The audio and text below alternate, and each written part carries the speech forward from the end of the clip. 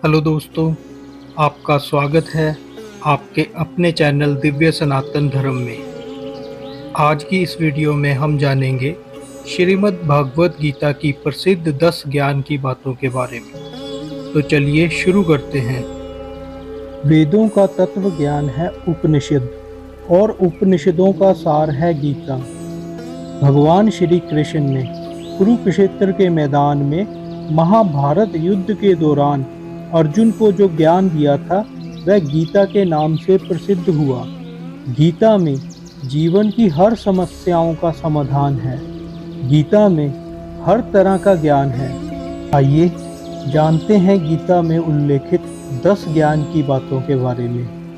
पहला, ना कोई मरता है और ना ही कोई मारता है, सभी निमित्त मात्र हैं। सभी प्राणी जन्म से पहले भी बिना शरीर के थे, मरने के उपरांत भी बिना शरीर वाले हो जाएंगे। यह तो बीच में ही शरीर वाले देखे जाते हैं, फिर इनका शोक क्यों करते हो?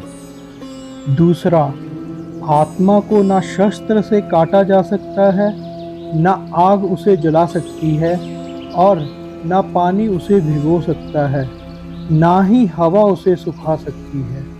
तीसरा, हे अर्जुन, तू ना शोक करने योग्य मनुष्यों के लिए शोक करता है और पंडितों के से वचनों को कहता है, परंतु जिनके प्राण चले गए हैं उनके लिए और जिनके प्राण नहीं गए हैं उनके लिए भी पंडित जन शोक नहीं करते।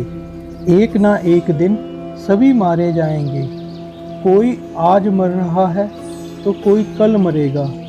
यह मृत्यु लोक है और मृत्यु ही सबसे बड़ा रोग है।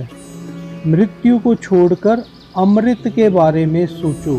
चौथा, कर्म पर ही तुम्हारा अधिकार है, लेकिन कर्म के फलों में कभी नहीं। इसलिए कर्म को फल के लिए मत करो और ना ही काम करने में तुम्हारी आसक्ति हो।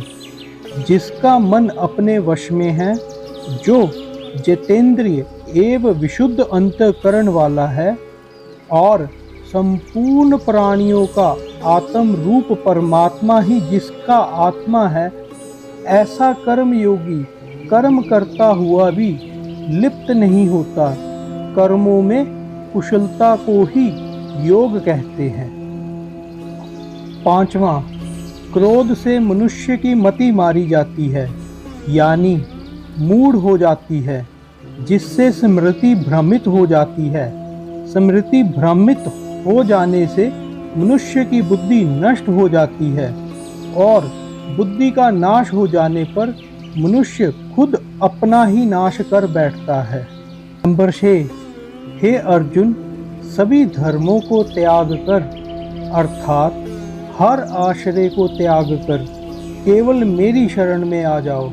मैं तुम्हारे सभी पापों से तुम्हें मुक्ति दिला दूंगा। इसलिए शोक मत करो।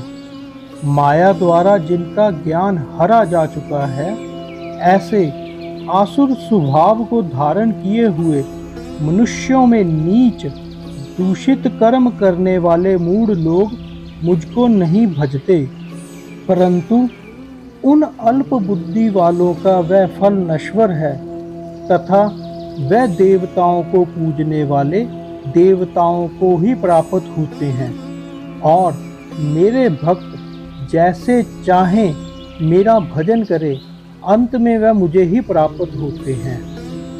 नंबर 7, काम, क्रोध तथा लोभ, ये 3 प्रकार के नरक के द्वार आत्मा का नाश करने वाले अर्थात उसको अधोगति में ले जाने वाले हैं। सर्व अनर्थों में मूल और नरक की प्राप्ति में हेतु होने से यहाँ काम, क्रोध और लोभ को नरक के द्वार कहा गया है। अतएव इन तीनों को त्याग देना चाहिए। नंबर 8, गीता के उपदेश में श्री भगवान कृष्ण कहते हैं कि मैं लोकों का नाश करने वाला बड़ा हुआ महाकाल हूँ। इस समय इन लोकों को नष्ट करने के लिए प्रवृत्त हुआ हूँ। इसलिए जो प्रतिपक्षियों की सेना में स्थित योद्धा लोग हैं वह सब तेरे बिना भी नहीं रहेंगे, अर्थात तेरे युद्ध ना करने पर भी इन सब का नाश ही होगा। नंबर 9, जगत के ये दो प्रकार के शुक्ल और कृष्ण अर्थात देवयान और पितृयान मार्ग सनातन माने गए हैं। इनमें देवयान मार्ग पर जाने वाले को वापस नहीं लौटना पड़ता, वह परम गति को प्राप्त होता है, और पितृयान मार्ग पर जाने वाले को फिर वापस आना पड़ता है, अर्थात जन्म मृत्यु को प्राप्त होता है। नंबर 10, क्यों व्यर्थ की चिंता करते हो? किससे व्यर्थ डरते हो? कौन तुम्हें मार सकता है? आत्मा ना पैदा होती है ना मरती है। जो हुआ वह अच्छा हुआ, जो हो रहा है वह अच्छा हो रहा है, जो होगा वह भी अच्छा ही होगा। तुम भूत का पश्चाताप ना करो, भविष्य की चिंता मत करो। वर्तमान चल रहा है, तुम्हारा क्या गया जो तुम रोते हो? तुम क्या लाए थे जो तुमने खो दिया? तुमने क्या पैदा किया था जिसका नाश हो गया? ना तुम कुछ लेकर आए, जो लिया यहीं से लिया, जो दिया यहीं पर दिया, जो लिया इसी से लिया, जो दिया इसी को दिया। खाली हाथ आए और खाली हाथ चले। जो आज तुम्हारा है कल किसी और का था, परसों किसी और का होगा। तुम इसे अपना समझकर मगन हो रहे हो। बस यही प्रसन्नता तुम्हारे दुखों का कारण है। परिवर्तन संसार का नियम है। जिसे तुम मृत्यु समझते हो वही तो जीवन है। एक क्षण में तुम करोड़ों के स्वामी बन जाते हो, दूसरे ही क्षण में तुम दरिद्र हो जाते हो। मेरा तेरा, छोटा बड़ा, अपना पराया मन से मिटा दो, फिर सब तुम्हारा है, तुम सबके हो। ना ये शरीर तुम्हारा है, ना तुम शरीर के हो।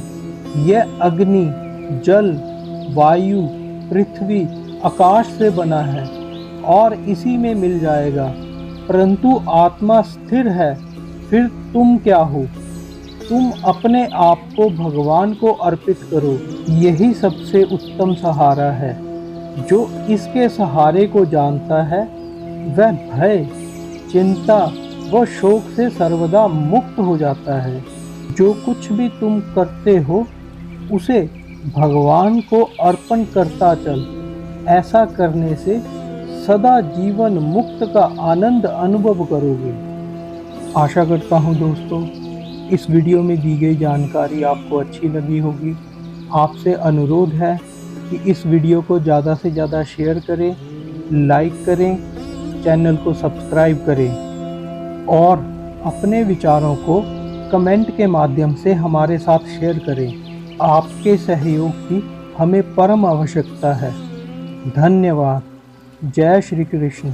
राधे राधे। भारत माता की जय। सत्य सनातन धर्म की जय।